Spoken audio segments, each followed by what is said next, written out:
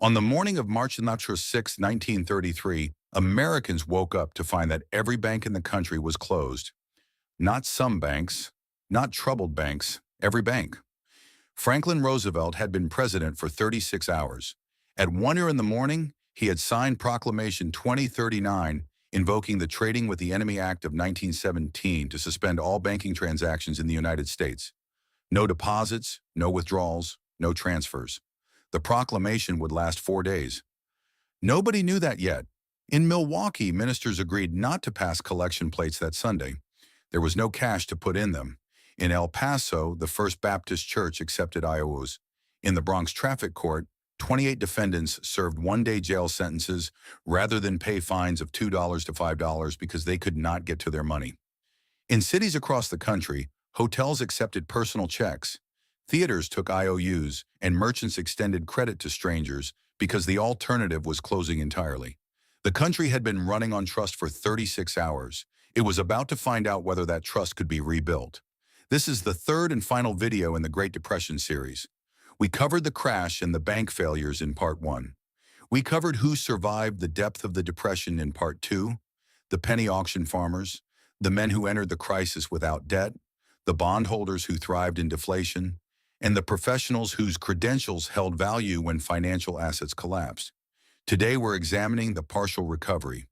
What Roosevelt actually did, what worked, what didn't, and what the government did to citizens' gold that connects directly to everything this channel has covered before. By the end of this video, you will understand why the same crisis that destroyed 9 million savings accounts also produced one of the most important wealth protection lessons in American financial history, and why the people who understood it kept their wealth while those who trusted official assurances did not. The bank holiday worked not because it was technically brilliant, it wasn't. Not because it solved the underlying problems, it didn't. It worked because Roosevelt did something his predecessor had been constitutionally incapable of doing. He told people the truth in plain language, and then asked them to act on it. On March 9th, Congress convened in emergency session and passed the Emergency Banking Act in approximately 8 hours. Only a single copy of the bill existed on the House floor. Chairman Henry Stagel read it aloud. The House passed it by voice vote after 38 minutes of debate. The Senate passed it that evening. Roosevelt signed it that night. On March 12th at 10 in the evening, Roosevelt delivered his first fireside chat to an estimated 60 million listeners, roughly half the adult population of the United States. He explained in straightforward language how banks worked. He explained what had gone wrong. He explained what the government had done to fix it. He concluded, "I can assure you that it is safer to keep your money in a reopened bank than under the mattress." On March 13th, banks in the 12 Federal Reserve cities reopened.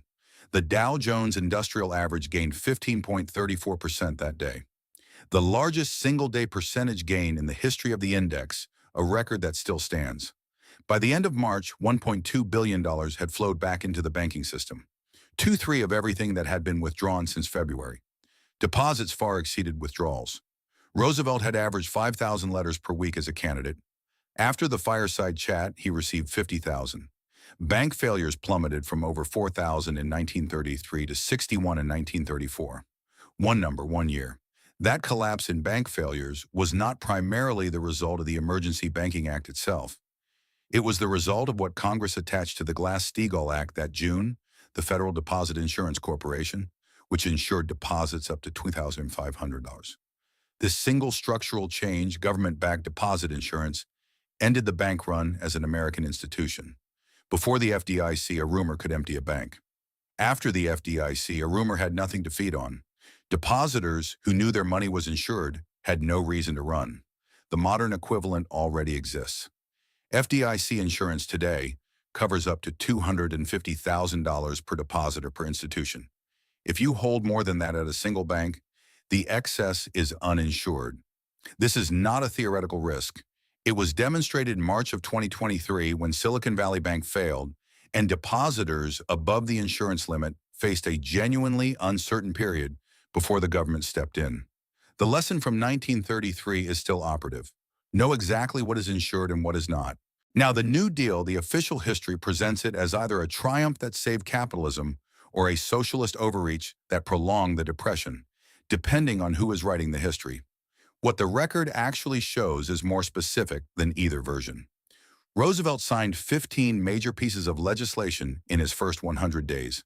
Columnist Walter Lippmann wrote at the time, "At the end of February, we were a congeries of disorderly, panic-stricken mobs and factions. In the 100 days from March to June, we became again an organized nation. The programs that demonstrably worked.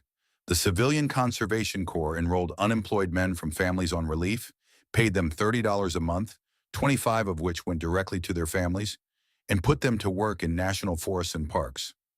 At its peak, it employed over 500,000 men. Over its lifetime, 3 million Americans served. They planted more than 3 billion trees, built over 8,000 parks, and constructed the fire roads and lookout towers that still define the Western landscape. A 2024 economic study found that men who served in the CCC had measurably better lifetime earnings, health outcomes, and longevity than comparable men who did not. The program worked because it was concrete, immediate, and gave men something they had lost. Not money alone, but purpose and dignity. The Works Progress Administration employed 8.5 million people across its lifetime, building roads, bridges, airports, and public buildings that are still in use today. Its director, Harry Hopkins, defended the workers against critics who called the program wasteful. "Who are these fellow citizens?" he asked on national radio. "Are they tramps? Are they hobos? Take a look at them. Fine, hardworking, upstanding men and women who have gone overboard." The Glass-Steagall Act separated commercial and investment banking and created the FDIC. This was a structural repair that actually worked, not because it stimulated the economy, but because it removed the mechanism that had allowed bank panics to propagate. The programs that failed or caused serious harm. The Agricultural Adjustment Act paid farmers to destroy crops and slaughter livestock while people were going hungry in cities. The theory was that reducing supply would raise prices. The theory was correct in a narrow technical sense. The human cost was something else. The checks to raise crop reduction payments went to landowners, who then evicted the sharecroppers and tenant farmers whose labor had been on the land for generations. The people the program was supposed to help were made homeless by its mechanics. Rexford Tugwell, one of the architects of the Tornado OEA, acknowledged years later that the program created the next generation's problems while solving the current one. The National Recovery Administration created over 500 codes of fair competition and became one of the most elaborate exercises in peacetime economic regulation in American history. It was struck down unanimously by the Supreme Court in 1935, the sick chicken case involving a Brooklyn kosher slaughterhouse called Schechter Poultry. The court ruled that Congress had unconstitutionally delegated its lawmaking authority to the executive branch. The NRA's Blue Eagle was retired. The economy did not notice. The bottom line on recovery, the gross domestic product grew strongly in 1934, 1935, and 1936. Unemployment fell from nearly 25% in 1933 to just over 14% in 1937. Economist Christina Romer's analysis found that roughly 70 to 80% of the 1933 to 1937 recovery came from abandoning the gold standard and balanced budget orthodoxy, not from specific New Deal programs. The programs helped. The monetary shift was decisive, but unemployment never dropped below 14% until World War II. The New Deal did not end the Depression, it managed it. Full recovery required wartime spending on a scale that dwarfed anything the New Deal attempted. Now the gold. On April 5, 1933, 30 days into his presidency, Roosevelt signed Executive Order 6102. Every American citizen was required to surrender all gold coins, all gold bars, and all gold certificates to the Federal Reserve by May 1st. The compensation, $20.67 per troy ounce. The official price since 1900. The penalty for refusal, up to $10,000 fine, 10 years in prison, or both. This channel covered Executive Order 6102 in depth in a previous video. The enforcement failures, the 4 methods people use to legally and illegally retain their gold, the documented fact that between 75 and 80% of privately held monetary gold was never surrendered. If you haven't seen that video, it is linked in the description. What that video did not cover because it belongs here in this series is what the government did with the gold it collected and what it reveals about the relationship between citizens and their government during a financial crisis. On January 30th, 1934, 9 months after the confiscation order, Roosevelt signed the Gold Reserve Act. It revalued gold from $20.67 per ounce to $30 per ounce, a 69% increase. The dollar was simultaneously devalued by 41%. The government's profit from this operation exceeded $2.8 billion. The Americans who had complied with the confiscation order, who had surrendered their gold at $20.67 per ounce, were paid in dollars that were now worth 41% less than when they surrendered the gold. The Americans who had not complied, who had hidden their gold, shipped it overseas, reclassified it as numismatic, or simply kept quiet, saw their holdings appreciate by 69% in dollar terms the moment the Gold Reserve Act passed. The most documented legal challenge came from a Manhattan attorney named Frederick Barber Campbell, who had deposited 27 bars of gold, more than 5,000 troy ounces, at Chase National Bank. When he demanded his gold back in September of 1933, the bank refused. Campbell sued. He was indicted after an 18-minute grand jury session. The assistant United States attorney on the case was Thomas E. Dewey, the future governor of New York and two-time presidential candidate. Federal Judge John Woolsey found a technical defect in the indictment, but upheld the government's authority. Campbell's gold was confiscated. Americans could not legally own gold again until December 31st, 1974, a 41-year ban. The gold confiscation is the clearest single example in American financial history of a government changing the rules of asset ownership during a crisis. The rules that existed before the crisis were not the rules that existed during it. The people who understood this possibility, who had positioned some of their wealth outside the reach of domestic institutions before the crisis arrived, preserved that wealth. The people who assumed the rules would hold did not. The modern parallel is not that a gold confiscation is imminent. It is not. Legal scholars across the ideological spectrum consider a repeat of Executive Order 6102 implausible under the current constitutional and statutory framework. The political and legal obstacles are genuinely different from 1933. The parallel is structural. In a severe financial crisis, governments under fiscal and political pressure will use the tools they have available. They will change the rules about what can be taxed, what can be seized, what can be revalued. They will do so with legal authority. The Trading with the Enemy Act, emergency banking statutes, executive orders that already exist on the books. The assets most at risk are always the ones most visible to the system. Bank deposits, brokerage accounts, pension funds denominated in dollars, paper instruments of every kind. The assets least at risk are always the ones the system cannot easily see or reach. The 1937 recession deserves a paragraph because it is the most instructive single episode in the entire Depression for anyone thinking about how recoveries actually work. By the spring of 1937, the economy had recovered substantially from the worst years. Unemployment was still high but falling. Output was growing. Roosevelt and his advisors decided the emergency was over and began withdrawing the fiscal stimulus that had supported the recovery. They cut federal spending sharply, aiming to nearly balance the budget. The Social Security payroll tax began collecting revenue for the first time, pulling purchasing power directly out of consumers' pockets. The Federal Reserve doubled bank reserve requirements. The Treasury began sterilizing gold inflows, severing the link between international gold purchases and domestic monetary expansion.